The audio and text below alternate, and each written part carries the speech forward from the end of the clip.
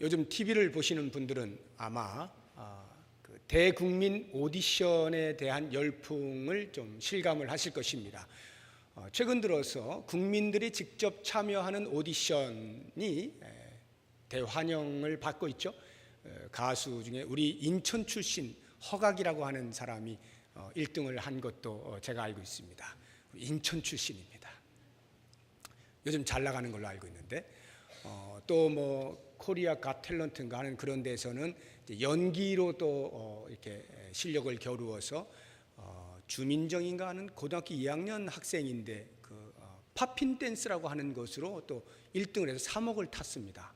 뭐 얼마를 탔느냐가 중요한 게 아니라 이렇게 묻혀져 있던 사람들이 드러나게 되는 계기가 되어져서 이런 대국민 오디션이 열광하게 되는 것 같습니다. 또 최성봉이라고 하는 그 막노동을 하는 친구가 있는데 어렸을 때부터 고아로 자라가지고 힘들게 살았는데 지금도 막노동을 하고 있는데 노래를 워낙 천성적으로 잘해요.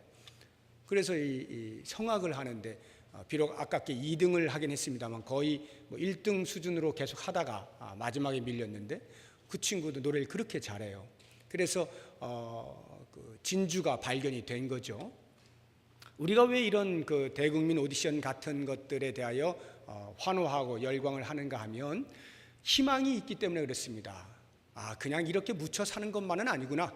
때로는 쨍하고 해뜰 날이 온다라고 하는 것들을 우리의 마음 가운데 심어주기 때문에 그런 것들에 열광을 하는 것 같아요. 성경에 그런 인물 하나를 좀 보자라고 한다면 아마도 요셉이 아닐까 싶은데, 제가 한 3주 요셉을 하다가 2주 동안 자녀 교육에 대한 이야기를 하고 이제 다시 4번째 요셉 이야기를 하게 되는데요. 우리는 이와 같은 입지전적 인물에 대하여서 관심이 많고 감동을 많이 받습니다. 요셉이 마치 그런 사람처럼 보입니다. 숱한 고난의 시기를 겪고 나서 마침내 애굽의 총리가 되었다라고 하는 것을 생각해 보면 감동이 되죠. 그러나 오늘 우리는 이 말씀을 그런 입지전적 인물로서의 조명만이 아니라 그 이상, 그 너머에 있는 요셉의 스토리 가운데 담겨있는 교훈들을 좀 살펴보려고 합니다. 요셉이 드디어 애굽의 총리가 됩니다. 그렇게 총리가 될 때에 애굽의 왕 바로가 요셉에 대하여서 평가한 내용이 나옵니다. 참 재미있어요. 세상 사람들이 그리스도인을 보고 평가하는 것입니다. 세상의 왕이 한 감옥에 갇혀있던 일개 노예의 신분을 가진 사람을 평가를 하는데 그 평가를 우리가 들어보면 우리가 정말 이렇게 살아야 되겠다 하는 생각이 듭니다. 그것이 38절에 나옵니다. 41장 38절 보십시오. 자, 같이 읽어봅니다. 바로가 그의 신하들에게 이르되 이와 같이 하나님의 영에 감동된 사람을 우리가 어찌 찾을 수 있으리요 하고, 신하들과 함께 이야기하는 겁니다. 바로가 야 너희들 봐라, 이 요셉을 봐라, 이렇게 하나님의 영에 감동된 사람이 어디 있겠니? 성경은 이렇게 기록을 해놓았습니다만 그냥 세상 말로 하자면 야 그 녀석 참 신통하다 이 말이죠. 참 신통하구나, 신적인 통찰력을 가지고 있구나. 이러한 평가를 받게 된 데에는 이유가 있습니다. 하나님의 영에 감동된 사람이라, 신통한 사람이라, 신통력을 지닌 사람이라 평가를 하는 데에는 이런 이유 때문이죠. 그 다음 절을 보시면 이제 바로가 요셉에게 직접 말합니다. 39절 같이 읽어봅니다. 요셉에게 이르되 하나님이 이 모든 것을 내게 보이셨으니 너와 같이 명철하고 지혜 있는 자가 없도다. 바로의 평가입니다. 첫째, 하나님이 이 모든 것을 내게 보이셨다. 즉 요셉은 미래를 보는 사람이라 평가를 내린 것입니다. 왜 바로가 이런 평가를 내렸을까요? 바로가 꾼 꿈을 해석해 주었기 때문이죠. 바로가 어느 날 꿈을 꾸었습니다. 꿈의 내용은 여러분들 집에 가서 성경을 읽어보시고요. 2번 연거푸 꾸었는데 도저히 무슨 꿈인지 알 수가 없어요. 그런데 뒤숭숭해서 궁금해서 그냥 지나갈 수가 없을 만큼 번민을 합니다. 하여서 애굽에 사는 전 역에 박수와 술객들, 지혜 있다 하는 자들, 꿈 해몽 잘한다는 사람들을 다 불러 모으게 했습니다. 당신의 꿈을 이야기해 주었습니다. 그리고 한번 해석해 보아라 하는데 아무도 해석을 해내지 못하는 거예요. 점점 더 마음에 번민이 생겼습니다. 바로 그때에 바로의 옆에서 술 따르는 일을 하던 관원장이 2년 전에 자기가 그 시위대장 보디발의 감옥에 갇혀 있을 때에 만났던 한 히브리 소년 요셉을 기억해냈습니다.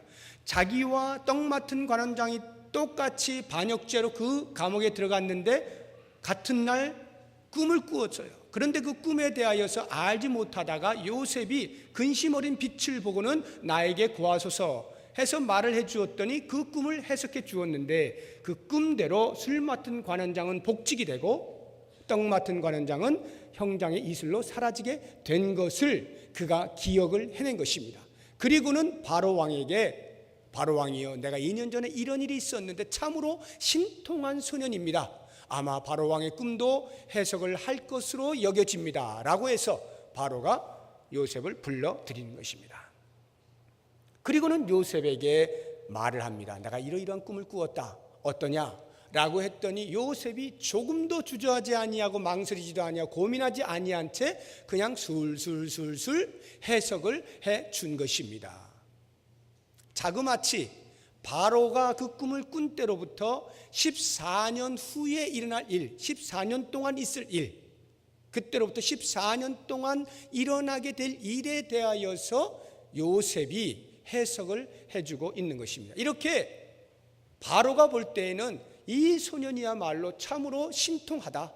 어떻게 이렇게 미래를 볼 수 있을까라고 평가를 했던 것입니다. 그런 걸 보면 요셉은 제가 첫 시간에 꿈꾸는 자라는 제목으로 말씀을 드렸고 그 꿈꾸는 자란 요셉을 향한 형들의 비아냥거리는 소리다라고 말씀을 드리지 않았습니까? 그래서 우리가 생각하는 요셉하면 꿈하면 요셉 하는 이런 공식을 버려라 라고 했는데 그런 면에서 요셉은 꿈꾸는 자라고 말하기보다는 오히려 꿈 해몽자라고 말하는 것이 더 적합한 표현일 것 같습니다. 요셉은 정말 꿈을 잘 해석해내었어요. 물론 하나님의 주시는 지혜로 말미암아서 가능한 것입니다만 꿈을 잘 해석을 하게 되므로 미래를 내다보는 사람으로 세상 사람들에 의하여 평가를 받을 수가 있게 된 것입니다. 그런데 그것으로 끝나지 않고 그 다음 평가를 보시게 되면 다시 39절 뒷부분을 보십시오. 두 번째, 너와 같이 명철하고 지혜 있는 자가 없도다. 너와 같이 명철하고 지혜 있는 자가 없도다. 물론 이 말의 의미는 미래를 내다보는 것, 그 꿈을 해석한 것 때문에 너 참 지혜롭구나, 명철이 뛰어나구나 라고 말을 한 것일 수도 있겠습니다만 제가 생각할 때는 그 이상이라 여겨집니다. 그 이상이란 다름 아닌 꿈을 해석하는 것으로 끝나지 아니하고 그 꿈에 대하여서 준비를 하는 것입니다. 대안을 제시한 거예요. 이것이야말로 바로가 듣게 되었을 때 이야, 얘는 정말로 지혜가 있다, 뭔가 다르다, 이렇게 평가한 것이 아닌가 생각이 듭니다. 그 요셉이 대안으로 제시한 것이 41장 33절에 나옵니다. 33절부터 36절까지의 내용이 요셉이 꿈을 해석한 이후에 그래서 어떻게 해야 합니다 라고 하는 대안을 제시한 내용인데 같이 읽어봅니다. 이제 바로께서는 명철하고 지혜 있는 사람을 택하여 애굽 땅을 다스리게 하시고 바로께서는 또 이같이 행하사 나라 안에 감독관들을 두어 그 7해 풍년에 애굽 땅의 5분의 1을 거두되 그들로 장차 올 풍년의 모든 곡물을 거두고 그 곡물을 바로의 손에 돌려 양식을 위하여 각 성읍에 쌓아두게 하소서. 이와 같이 그 곡물을 이 땅에 저장하여 애굽 땅에 임할 7해 흉년에 대비하시면 땅이 이 흉년으로 말미암아 망하지 아니하리이다. 바로의 평가는 미래를 보는 사람으로서만이 아니라 미래를 준비하는 사람이라 평가를 내린 것입니다. 미래를 준비한 요셉입니다. 저는 이 미래를 준비하고 있는 이 요셉의 이 말을 보면서 참 큰 깨달음이 있어요. 이렇게 준비하는 것이로구나 하는 것인데요, 두 가지가 보입니다. 하나는 요셉의 말에 의하면 사람을 세우십시오라고 하는 것입니다. 적절한 사람을 세우는데 그 적절함이란 바로 지혜와 명철이 한이 없는 사람, 지혜와 명철이 풍성한 사람을 세우십시오. 그들로 애굽을 다스리도록 하십시오라고 하는 것입니다. 사람을 준비시키는 겁니다. 만약에 우리의 삶에서, 내 삶에서 내가 미래를 보았습니다. 나의 미래가 이렇게 전개되어질 것을 만약에 보았다고 가정을 하죠. 그러면 그렇게 나타날 미래에 대해서 내가 지금 무엇을 해야 될 것이냐라고 할 때 두 가지를 생각하라는 거예요. 첫째가 나를 준비시키라는 거예요. 사람을 준비시키라는 거예요. 그 미래에 일어날 일을 통제할 수 있는 사람이 중요하다는 거예요. 사람이 준비되지 아니하면 다른 그 무엇을 어떻게 할 수가 없는 거예요. 그래서 우리가 미래를 준비하는 사람의 모습을 보면 언제나 자기 자신을 갈고 닦는 것을 보죠. 언젠가 쓰여질 것을 생각하며 자기 자신을 잘 준비시켜 나가는 것입니다. 이것이 매우 중요한데, 저는 우리 교회의 미래를 내다볼 때 그렇습니다. 나라의 미래까지 보지 않더라도요, 교회의 미래를 한번 생각해 보세요. 우리 한국 교회의 지도자들이 한국 교회의 위기에 대해서 끊임없이 이야기를 하고 있습니다. 지난주에 우리 고성기 장로님이 주보에다가 동부 칼럼을 쓴 교육에 관련되어진 내용도 보시게 되면 유럽 교회가 오늘날 거의 문을 닫고 있는 지경입니다. 그렇게 왕성했던 기독교 국가로 꽃을 피웠던 시절이 지나가고 지금은 그저 관광객들이 드나드는 장소로 바뀌어지면서 신앙의 모습이 많이 희석되어져 있는 유럽 교회들입니다. 왜 이런 현상이 벌어집니까? 미래에 대하여 준비를 하지 않았기 때문에 그래요. 신앙의 자녀들을 길러내지 아니하였기 때문에 당대에는 훌륭하였지만 그 다음 세대는 형편없이 전락을 하고 만 것입니다. 그러므로 우리 한국교회의 미래가 위기다 라는 평가가 내려졌고, 그렇게 미래를 내다볼 수 있었다면 그 다음 그 미래에 대하여 준비를 해야 되는데, 준비의 1번지가 뭐냐? 사람을 길러내는 것입니다. 사람을 세우는 거예요. 사람을 양육하는 것입니다. 그런 면에서 우리의 자녀들에 대하여 교회 주일 학교의 교육이 그만큼 중요하다라고 말을 하는 것입니다. 이렇게 볼 때 우리들의 시각 속에서 교회가 하는 역할들이 많이 있습니다. 그 가운데 우리 교회가 5가지 핵심 사역 가운데 교육이라고 하는 것이 있지 않습니까? 이 교육의 부분에서 자녀들에게 교육을 시킬 때에 요청되어지는 것들에 대하여 투자하는 것을 두려워하면 안 됩니다. 당장 그들에게 투자해서 뭘 나올 수 있을 것이냐라고 하는 것 때문에 투자를 안 해버리면 20년, 30년 후가 암흑세계가 되고 마는 것입니다. 그래서 우리의 자녀들의 신앙의 교육을 위해서 교회는 모두가 관심을 집중하고 거기에 투자를 해야 되는 거예요. 잘 가르치고 교육에 좋은 환경들을 만들어내고 그들로 하여금 어떻게든지 세상을 짊어지고 나아갈 수 있는 인재가 될 수 있도록 길러내는 일에 최선을 다하는 것이 교회가 해야 할 일이고, 미래를 내다본 사람이 감당해야 할 일인 것입니다. 제가 우리 홈페이지에 글을 하나 읽었어요. 어제 올라온 글입니다. 우리 이용호 장로님이 쓴 글인데, 소 잃고 외양간 고치기라는 제목으로 글을 쓰셨는데 동감이 되었습니다. 무슨 말이냐면, 그 속담은 원래 소를 잃고 나서야 외양간을 고치는 어리석은 사람에 대한 비유 아닙니까? 그렇게 어리석지 말고 소 잃기 전에 미리 예방하시오 라고 하는 뜻인데, 오늘날에는 소 잃고 외양간 고치는 것만 해도 대단하다는 거예요. 소를 잃었어요. 그런데 그 다음에 또 소를 잃을 것을 알면서도 외양간을 고치지 않으면 소가 또 잃어버려질 거야 라는 것을 알면서도 여전히 고치지 않는 미련한 사람들이 점점 많이 생겨나고 있다 이 말이에요. 우리 교회 얼마 전에 도둑이 들었잖아요. 큰 건 아닙니다만 도둑 들어서 그때는 신경을 쓰고 야 이거 어떻게 조치를 취해야 되느냐 하다가 지금 다 사라져 버렸어요. 그래서 다시 또 원위치 이렇게 되었는데, 그것을 빗대어서 하신 말씀입니다만, 저는 그것을 이 교육 부분에 대해서 생각을 해본 거예요.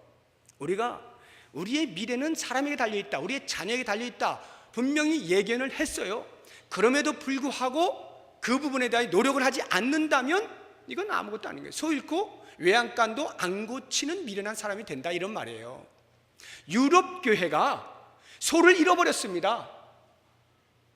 그것을 보고 있는 우리들이 내 외양간에 소가 없어지지 않았기 때문에 가만히 있는 것일까요?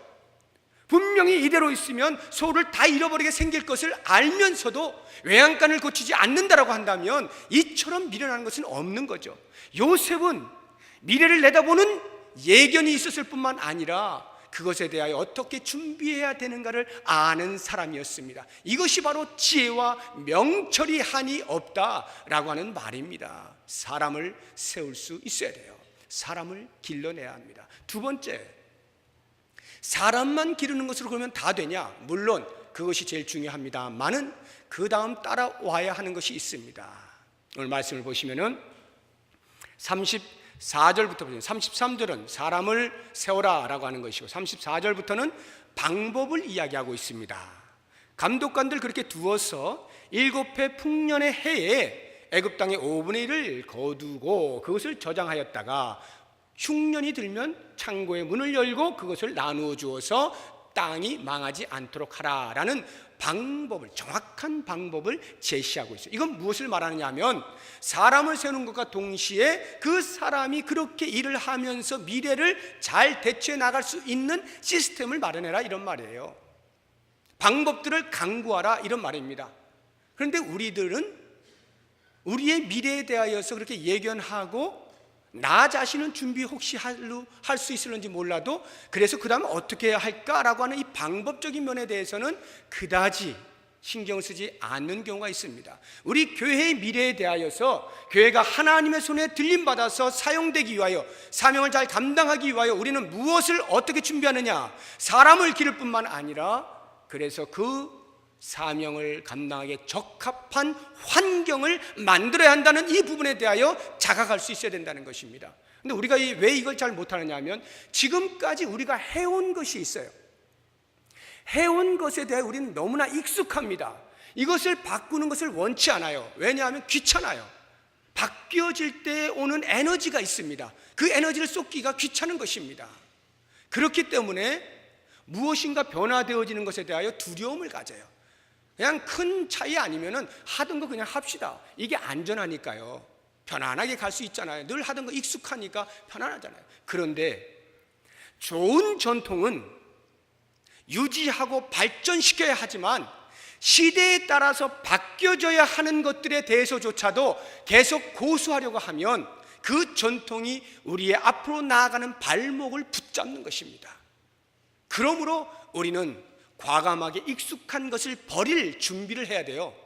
무조건 다 버린다는 것이 아니라 시대가 요청하고 있는 방법들이 그때그때 있는데 그것들을 소홀히 여기고 넘겨버리면 타이밍을 놓쳐서 계속해서 엇박자가 난다, 이런 말입니다. 이런 부분들에 대해서 민감하게 반응하면서 계속해서 변화를 추구해 나아가게 될 때 준비되어진 사람들의 손에 의하여서 그 좋은 환경을 가지고 미래가 개척될 수가 있는 것입니다.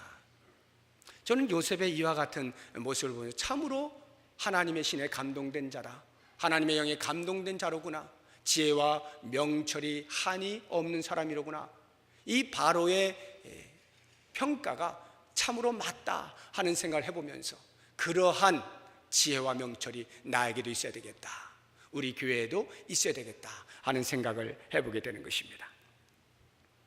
결국 그와 같은 평가가 내려진 다음에 바로는 요셉을 향하여 애굽의 총리가 될 것을 인준합니다. 놀라운 일이죠. 40절 보십시오. 너는 내 집을 다스리라. 내 백성이 다 내 명령에 복종하리니 내가 너보다 높은 것은 내 왕좌뿐이니라. 바로가 또 요셉에게 이르되 내가 너를 애굽 온 땅의 총리가 되게 하노라. 드디어 인준을 하고 인준식을 하는 것을 보면 42절과 43절에 참 놀랍습니다. 42절 43절 같이 읽어봅니다. 자기의 인장 반지를 빼어 요셉의 손에 끼우고 그에게 세마포 옷을 입히고 금사슬을 목에 걸고 자기에게 있는 버금수레에 그를 태우매 무리가 그의 앞에서 소리 지르기를 엎드리라 하더라. 바로가 그에게 애굽 전국을 총리로 다스리게 하였더라. 총리 인준식을 하는데요, 바로가 끼고 있던 인장 반지를 빼어서 요셉에게 끼워주고 그에게 금사슬, 금목걸이를 걸어주고 총리가 입는 세마포 옷을 입힙니다. 그리고는 버금수레에 태웁니다. 이 버금수레, 버금이라고 하는 것은 다음이라는 뜻입니다. 두 번째, 세컨 이런 뜻이에요. 그러니까 왕 바로 다음 사람만이 타는 수레, 놀라운 것이죠. 그 버금수레에 태웁니다. 그리고 쭉 행렬을 하면 주변의 사람들이 외칩니다. 총리가 나가시니 모두 엎드려라 하면 백성들이 다 엎드리는 이런 놀라운 광경, 이런 인준식을 우리가 보지 않습니까? 그런데 이것이 애굽의 총리가 되었으니까 이렇지라고 간단히 생각할 것이 아니라 요셉의 전 인생을 파노라마로 그려가면서 이 인준식을 보게 되면요, 얼마나 놀라운 반전의 드라마가 있는지 모릅니다. 한번 예를 들어보죠. 요셉이 애굽의 총리가 된 때가 30세입니다. 그가 형들에게 도시락 갖다 주러 갔다가 형들에 의해서 구덩이에 빠져가지고 팔려가던 때가 17살입니다. 그러니까 13년 동안 이제 고난 가운데 있다가 총리가 된 것인데, 그 13년 전 17세였을 때 아버지의 심부름으로 형들에게 도시락을 갖다 주러 갔다가 구덩이에 빠집니다. 그리고 팔려갈 때 형들이 어떻게 합니까? 이 동생을 아버지한테 가가지고 뭔가 얘기를 해야 되는데 어떻게 얘기할 줄 모르잖아요. 그러니까 이 짐승에게 물려 죽었습니다 라고 말을 하려고 하니까 증거물이 있어야 되잖아요. 그래서 요셉의 옷을 벗기는 겁니다. 요셉은 채색 옷을 입고 있었습니다. 아버지의 사랑의 표시입니다. 모든 사랑을 독차지한 표시 채색 옷을 입고 있었는데 그 옷을 벗긴 겁니다. 그리고 거기에 짐승의 피를 묻혀가지고 이거 보세요, 당신 아들이 죽었어요, 이렇게 형들이 이야기하지 않습니까? 그 채색 옷이 벗겨지는 순간 요셉이 과연 13년 후에는 나는 반드시 채색 옷이 아닌 총리가 입는 세마포 옷을 입을 거야 라고 하는 생각을 했을까요? 그 생각을 하고 13년의 모든 고난을 이를 꽉 물고 참았을까요? 아닙니다. 요셉은 전혀 몰라요. 13년 후에 어떤 일이 일어나는지 모릅니다. 그 꿈이 뭘 이야기하는지를 모르는 거예요. 자기가 꾼 꿈에 대하여 정확한 이해가 없어요. 그러니까 그가 적어도 세마포 옷이 그 채색 옷이 벗겨질 때에는 모든 낙심과 좌절이 몰려온 것입니다. 내가 그동안에 받았던 아버지로부터의 사랑이 벗겨지는 것입니다. 형들과의 그 관계에서의 형으로부터의 배신을 느끼는 분노가 차고오르는 것이 채색 옷이 벗겨질 때예요. 그렇게 13년을 살던 요셉에게 하나님께서 그 13년의 세월이 마칠 때에, 하나님의 때에 상상할 수 없었던 애굽이라고 하는 전 세계를 호령하는 그 나라의 총리가 입는 세마포 옷을 입히는 겁니다. 대반전이죠. 그것뿐만이 아니에요.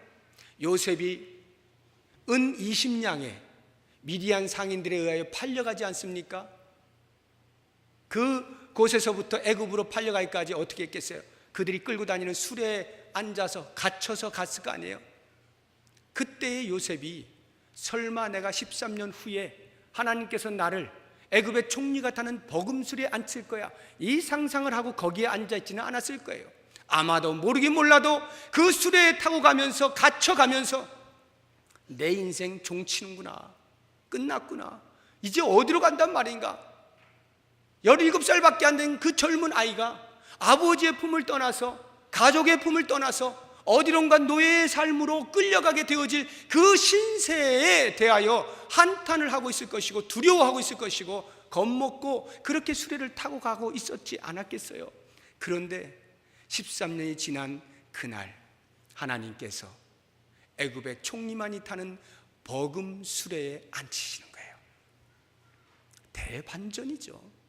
놀라운 일이 벌어진 거예요.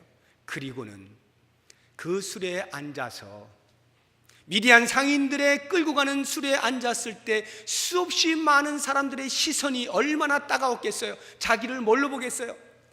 너는 이제 곧 얼마에 팔려갈 놈, 노예, 저런 불쌍한 놈, 조롱거리, 그러한 시선을 계속 받으며 수레에 앉아있지 않았겠습니까? 그런데 13년이 지난 다음에 하나님께서 어떻게 세우십니까? 그 수레에 앉아 지나가는데 사람들이 외칩니다. 엎드려라! 다 엎드리는 거예요. 모든 사람들이 요셉을 향하여 존경과 부러움의 눈으로 바라보면서 그 요셉을 경배하는 것입니다. 조롱이 어디 갔습니까? 전부 존숭함으로 바뀌게 되는 이 놀라운 대반전. 하나님께서 국무총리가 되게 하실 때 이러한 드라마를 쓰고 계셨다, 이 말입니다. 그렇기 때문에 사랑하는 여러분, 고난이라고 하는 것은 하나님의 섭리 가운데 있는 고난이라고 할 때 그 고난은 반드시 서광을 가져다주는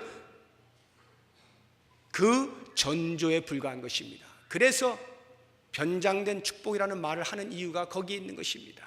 고난 뒤에 있을 영광스러움, 그것이 우리에게 주어진 고난의 시기다라고 하는 거예요. 물론 이것을 잘못 이해를 하시면 안 됩니다.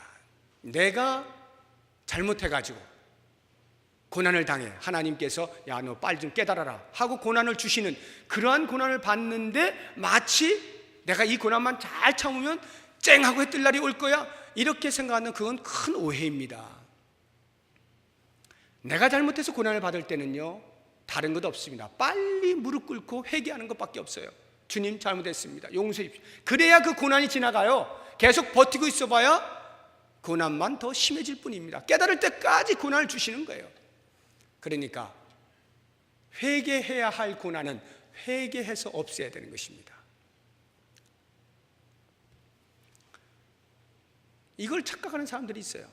예를 들어서 주식을 샀습니다. 혹시 이 가운데 주식하시는 분들 뭐 많이 계실 텐데 오해하지 마시고 들으십시오. 주식 해가지고 한 번에 그냥 큰 건 한번 하겠다, 이런 생각 가지고 계신 분 혹시 계실런지 모르겠습니다. 그리고 그것을 하나님을 들러댑니다. 그래서 하나님이 한 건 해주시면 나는 인생 피는 거야. 그래서 10개의 주식을 삽니다. 그 중에 한 개만 되면 다른 거 다 망해도 끄떡없어. 하나님이 한 건만 터져주시면 끝나는 거야. 이렇게 생각을 하고 계속해서 주식하시는 분들이 계실는지 모르겠어요. 하나 했는데 망해버렸습니다. 2개째 보니까 또 망했어요. 바닥을 칩니다. 야, 이거 큰일 났다. 그러면 빨리 엎드려서 하나님께서 그렇게 일확천금을 노리는 마음이 잘못됐다는 것을 알려주시는 차원에서 하나님께서 망하게 하시는 그 고난을 느끼면 빨리 회개를 하고 더 이상 그런 쪽으로 눈을 돌리지 말고 정직하고 성실하게 살아야 되는데, 계속 한 건만 터지면 된다라고 하나님께서 이 모든 고난 가운데 마지막 하나 해결해 주시면 돼, 이러고 있으면은 그 사람은 참 미련하고 둔한 거예요. 10개 다 망할 때까지 아무 일도 안 생깁니다. 또 망하게 돼 있어요. 그러니까 이렇게 내가 잘못해서 고난 받는 것에 대해서는 회개하는 게 중요해요. 회개. 그리고 그렇지 아니한데 내가 애매히 고난을 받아요. 힘든 시기를 겪어요. 어려움을 겪어요. 주 앞에 신실하게 사는데도 불구하고 고난이 계속해서 몰려와요. 그럴 때 요셉과 같이 이렇게 버티고 있으면, 인내하고 있으면 하나님의 때에 국무총리가 되게 하시는, 형통케 하시는 복이 임한다, 이런 말입니다. 이런 것들을 우리가 볼 수 있어야 되는 것이에요. 이제 마지막으로 우리가 보는 것은, 그래서 총리가 된 이후에 요셉은 어떠한 태도를 가졌느냐라고 하는 것인데, 과연 그가 이렇게 대반전 드라마를 써주신 분이 하나님이시다라고 하는 것을 고백할까요? 보통 우리들은 힘든 삶을 살다가 해결이 되어져서 잘 되게 되면, 형통하게 되면 우리도 모르는 사이에 하나님을 잊어버릴 수가 있습니다. 마치 내가 수고해서, 마치 내가 노력해서, 마치 내가 잘 견뎌서 끝까지 참았더니 드디어 이렇게 되는구나, 이게 바로 입지전 아닙니까? 이러한 것으로 착각을 하기가 쉽습니다. 그런데 요셉은 그러질 않아요. 자기가 잘 되었을 때, 총리가 되었을 때 고백한 내용이 그의 아들의 이름을 짓는 것에서 드러나고 있습니다. 그가 거기서 결혼을 해서 아들 둘을 낳는데요, 하나는 므낫세고 둘째가 에브라임입니다. 어떻게 이름을 짓는가 보시죠. 41장 51절 52절입니다.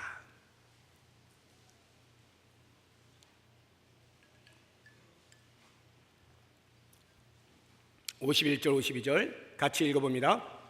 요셉이 그의 장남의 이름을 므낫세라 하였으니 하나님이 내게 내 모든 고난과 내 아버지의 온 집 일을 잊어버리게 하셨다 하며, 차남의 이름을 에브라임이라 하였으니 하나님이 나를 내가 수고한 땅에서 번성하게 하셨다 함이었더라.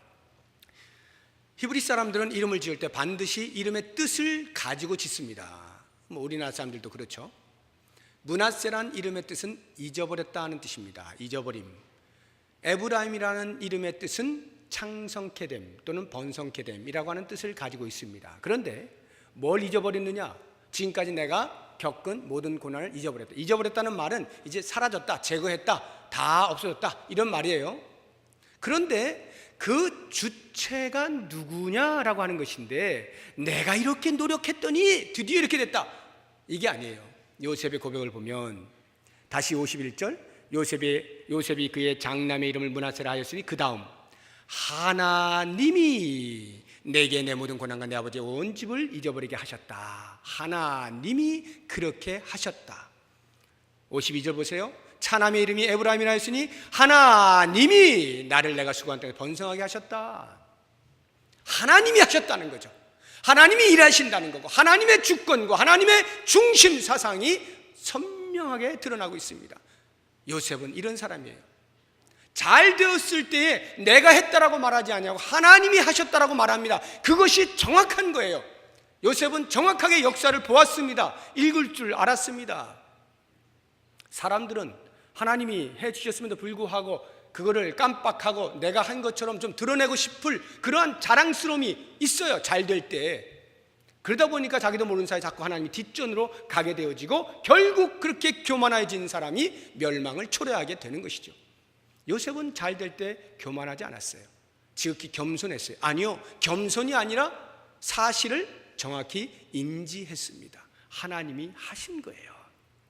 그러면 우리가 생각할 때는, 야, 이렇게 그 숱한 고난 가운데서 잘 되었기 때문에 그 순간에 그의 마음속에 늘 평소에 하나님을 섬기고 있었으니까 그의 신앙의 고백으로서 이렇게 한 번쯤 할 수 있겠지라고 생각을 하실런지도 모르겠어요. 한 번쯤, 이 정도야 나도 할 수 있지라고 하실런지 모르겠습니다만, 그는 한 번쯤 한 게 아니에요. 그의 평생의 삶이 하나님 주권 사상이에요. 하나님이 하셨다는 겁니다. 그 삶을 우리가 살펴보죠. 40장 8절 보십시오. 40장 8절 같이 읽어봅니다. 그들이 그에게 이르되 우리가 꿈을 꾸었으나 이를 해석할 자가 없도다.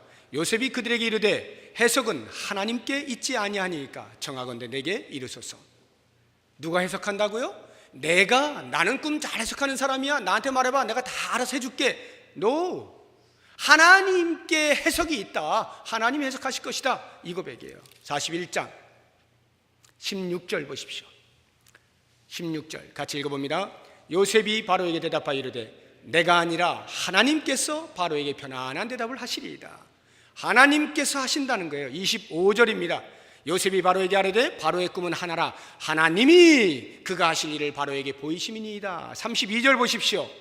바로에게 꿈을 2번 겹쳐 꾸신 것은, 바로께서 꿈을 2번 겹쳐 꾸신 것은 하나님이 이 일을 정하셨습니다. 하나님이 속히 행하시리니. 하나님이 하신다, 이 말이에요.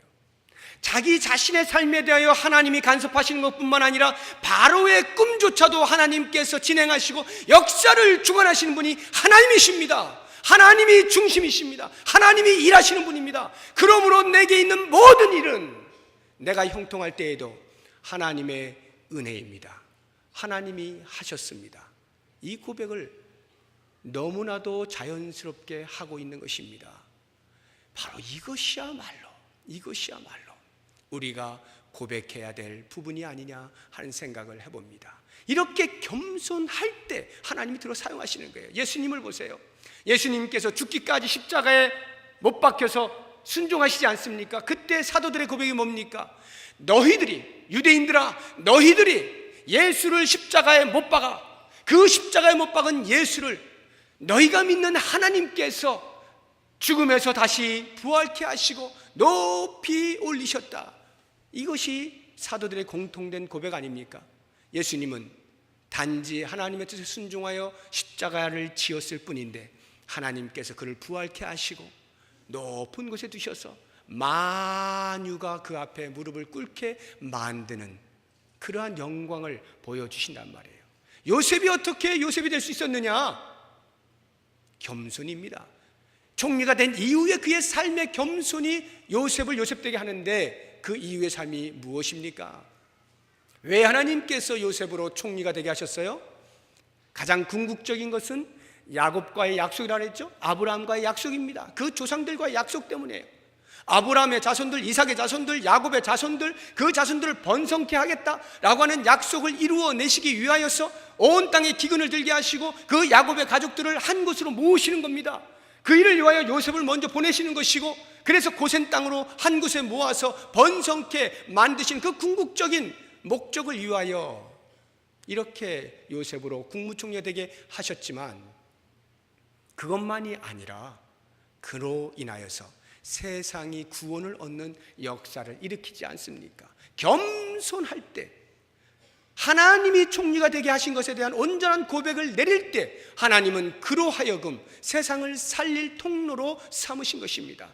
만약 그가 총리가 되어서 교만하였다면 더 이상의 사건은 기록되지 않았을 거예요. 더 이상의 일들이 일어나지 않았을 거예요. 그런데 그 이후에 기록된 것을 보면 요셉을 통하여 사는 사람들이 얼마나 많이 있습니까?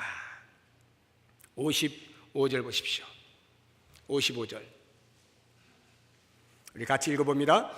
애굽 온 땅이 굶주림에 백성이 바로에게 부르짖어 양식을 구하는지라. 바로가 애굽 모든 백성에게 이르되 요셉에게 가서 그가 너희에게 이르는 대로 하라 하니라. 흉년이 들었습니다. 그때 누구를 찾아가요? 요셉을 찾아가는 것입니다. 요셉은 국무총리가 되어 자기 배 두드리고만 있지 않았습니다.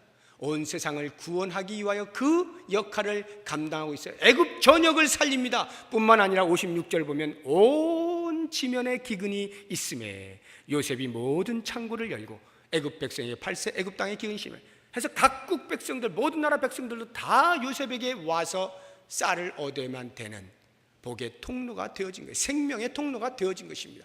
이렇게 하나님께서 겸손한 자를 높이 세워서 하나님의 거룩한 일을 감당할 수 있는 역할을 맡기신다, 이 말입니다.